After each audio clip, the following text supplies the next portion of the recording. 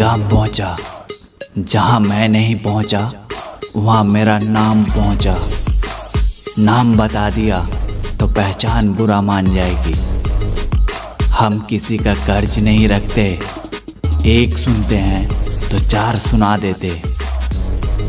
जिस चीज़ का तुम्हें खौफ है उस चीज़ का हमें शौक है।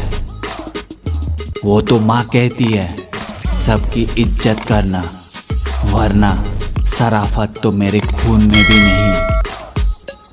हमारा वार तो एक ही होगा, पर निशानी तुम्हारी 7 पीढ़ी याद रखेगी।